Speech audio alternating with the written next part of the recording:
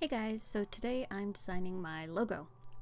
I thought it'd be cool to show you guys how I kind of came up with and put together the logo for my channel, and I thought I would talk a bit about kind of my concept and what I was kind of doing. I really wanted to go with, the kind of standard self-portrait that a lot of artists have. I think, it's standard for a reason. It kind of gives people an idea of who you are as an artist and also what your style is, and gives them a face. This is my face. Anyway.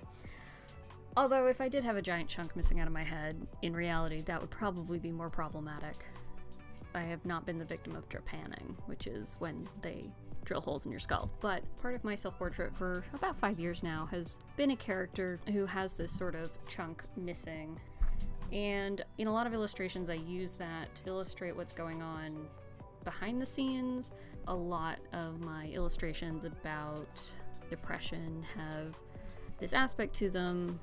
And so I really associate that image with my, self-portrait and my figurative sense of self.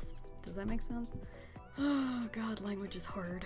So in a lot of my illustrations, things that are coming out of this kind of hole in my head aren't always positive, but for my self-portrait for my channel, I was like, well, it'd be cool to include this idea, because, a lot of when I draw myself I include this, but like, how do I include this in a way that isn't just terrible? I don't think people would be super excited to see, giant teeth coming out of my brain as my channel logo. I don't know if that's very enticing. Because that's sometimes, yeah. I'll show my illustrations at some point. So I was trying to think about what I could put there, and something that I remember once writing down when I was in some kind of mood was that I felt like I was a bunch of space dust that had been poured into a body. So I thought it'd be kind of cool to include that. As I said, oftentimes when I have used this illustration of myself, part of the reason I include the sort of chunk missing is to show the ideas that are kind of, or the thoughts and feelings that are kind of coming out of me. So I thought including that, and then I was like, well, what else would come out? What do I want to share with the world, I guess? And so part of that was this character that I drew a lot in my high school and college years, who, she doesn't have a name, she's just called LDG, which stands for Little Dead Girl. Yeah, I was always an emo puppy. But I thought it'd be cool to have her, because she's always kind of symbolized my inner child. And so kind of having her kind of poking her head out and saying, hi, like, because she wants to meet you and she wants to be your friend. And she's very positive and adorable, if a little spooky looking. Just a little spooky. It's ridiculous. I say, well, I was thinking of what not spooky thing I could have coming out of my head, so I'll make a little dead girl. That's not spooky. Oh, irony. He's lost on me sometimes.